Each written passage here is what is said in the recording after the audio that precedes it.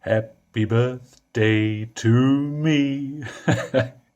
Today is not going to be a very special How I Paint Things. Can you believe it? Instead, today is my birthday. Well, actually, no, it's not. I'm recording this on the day before, but when it goes live, it will be my birthday. So happy birthday to me. Yes, thank you, me. That's very kind of you. What I'm going to show you today is just something that I thought was really fun. These guys are the Master Regiment template miniatures from Reptilian Overlords, and you will have seen me do quite a fair amount of their stuff on the channel before because I really like what they do. Now there is going to be a link to these in the description where you can pick up the STLs, and it is an affiliate link, so the guys at Reptilian Overlords have hooked me up with that.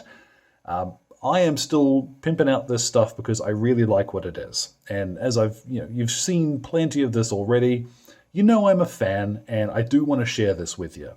As well, Reptilian Overlords also has printers all around the world, as far afield as New Zealand, so even if you don't have a printer, you can pick these guys up.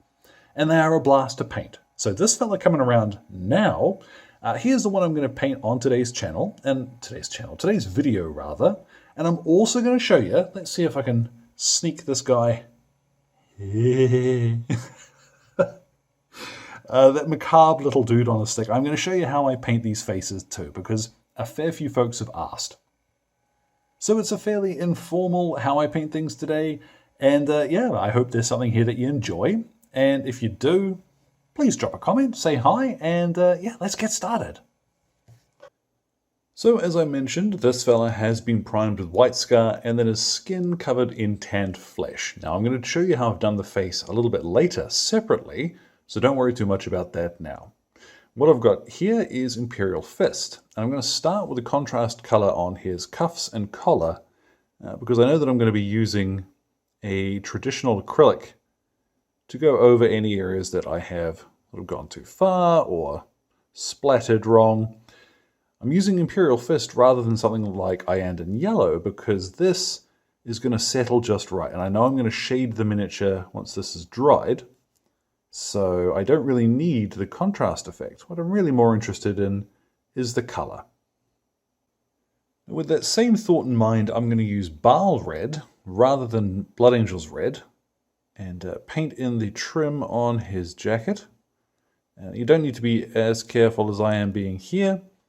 The one thing that you don't want to hit is his trousers. So if I make a mistake, I don't mind if I splash up onto his jacket because we are going to paint that with a nice solid color, but the white of his trousers I prefer not to make a mess of. Now we're going to get rid of any little mistakes and lay down the base coat for his jacket. This is Prussian Blue from Vallejo. Now this one is quite similar to Macragge Blue if you want to stick to that, but I tend to find that the Vallejo colors just cover a little bit nicer. You see how quick that goes on? So I'm going to take my time and be as careful as I can around areas that I want to stay white, but mostly I want to avoid splattering the contrast. Now that's a nice rich blue. I really like Prussian Blue. It doesn't take very much work to apply. What I've got is Basilicanum Grey, and I'm going to use this on his gaiters. And if you've got a fella who's got a pack, Basilicanum Grey on the bedroll also works pretty well. Now these days there are a few interpretations of what Mordians ought to look like, and of course because there are so many different uniform options, we're not really beholden to any one of them. I'm going to use two of the black colors from the contrast line, starting with Black Templar. Black Templar I'm going to paint his webbing with because I want that slight translucency. This has got kind of a blue-black finish to it, and it's going to work wonderfully for that black leather finish.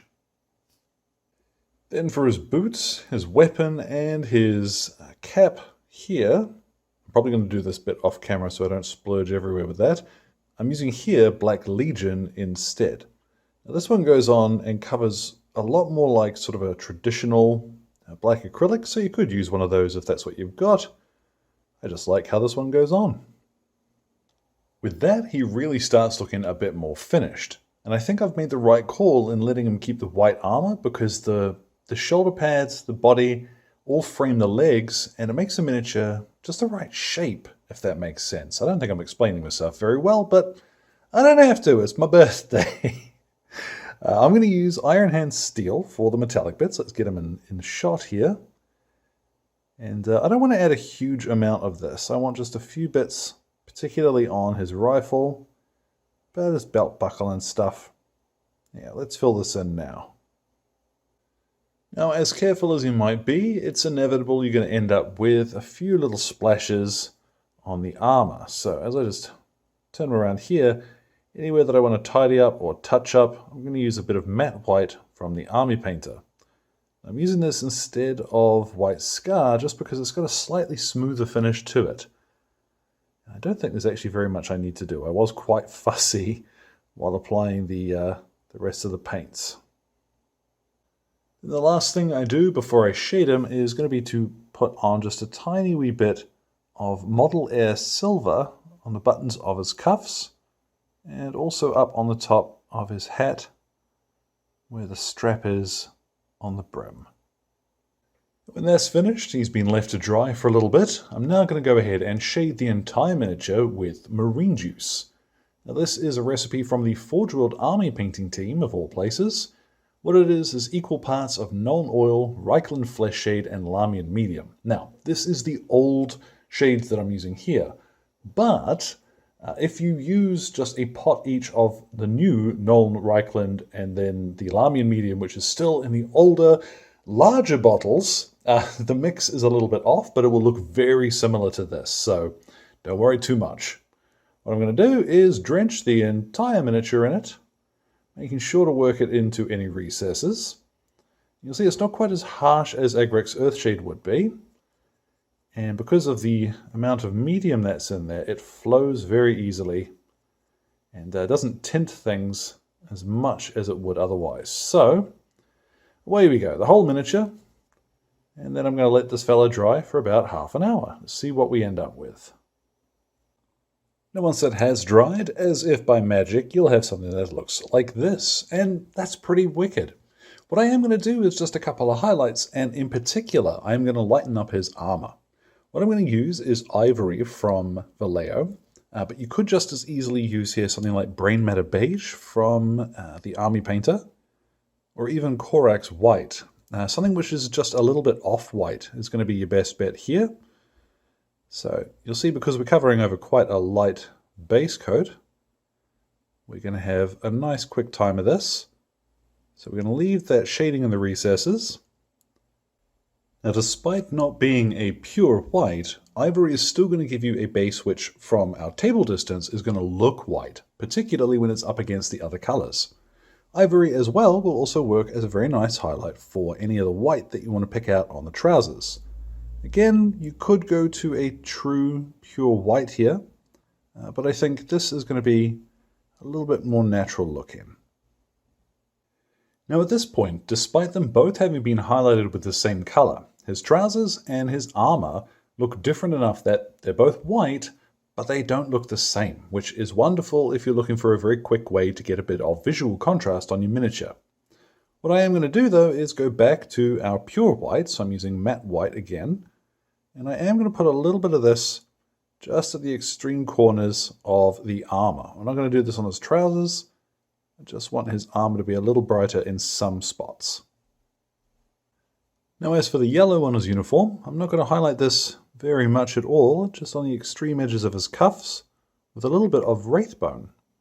Now this will look quite sharp going on, but Wraithbone's a funny old one because it will dull down quite a bit as it dries. Now when it comes to the blue, you could go back to the Prussian blue or Cantor blue, whatever you're using, and tidy it up a little bit, but I don't think you're going to need to in most cases. What I have is Hoeth blue. You can also make something very similar by mixing a little bit of Vallejo Azure into the Prussian blue if that's what you're using. So just a little of this on the creases. And of course, don't forget a little bit of that on his hat. That's not going to take a huge amount of time to do, and looks quite good, I think.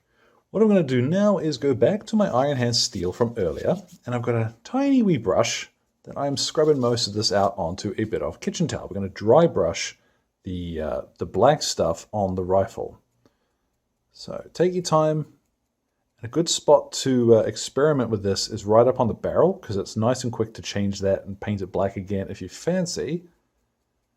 But just slowly flicking along the edges here for that nice burnished metal finish.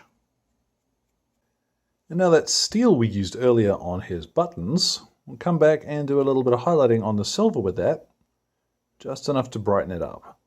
You can also get fancy and little dibbly bits along any dinged edges of the weapon.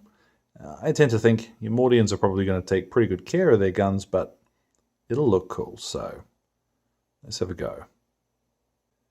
Now the last thing I'm going to do to this fella is to finish him off and paint his face in, but I am going to do that off screen, mostly because for this guy it's going to be much easier for me that way.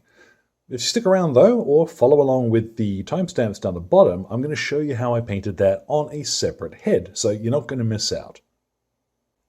Okay, so we're starting from tanned flesh, and the reason for this is because with Bugman's Glow, once you shade it, it ends up quite dark. Tanned flesh being a little bit lighter and more red, I find tends to take a shade a little bit easier. So what I'm going to do is shade this in the same way as I did the miniature that we've just painted. So straight over everything. And we'll let this dry. Gosh, if I can keep this in shot, that'll be a miracle today. And once that's dry, we've got our grumpy boy, and we're going to go to Cadian Flesh Tone. Most of this is going to use the typical sort of white guy colors that Games Workshop does.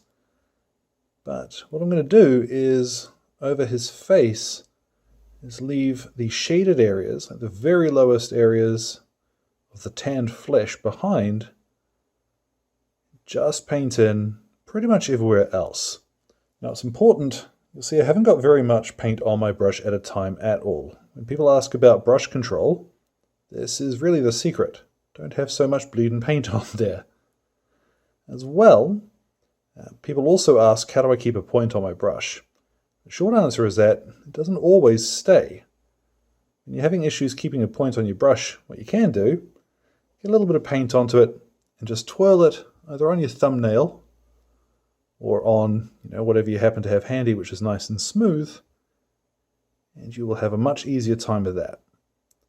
So let's pop the Cadian Flesh Tone over most of this dude's face. So now what I have is Kislev flesh. Now this time I want to add a fair bit of this, but still leaving a little bit of our Cadian flesh tone. And the idea here is that we're more building the expression and the shape of the face. Now, a really good idea to look up is actually makeup tutorials. If you're looking for how to contour a face, well, that's your best bet as far as solid advice goes. So cheekbones, chin, and particularly along like big chunky cheeks like this. I love the Reptilian Overlords faces for painting it. It's so much fun.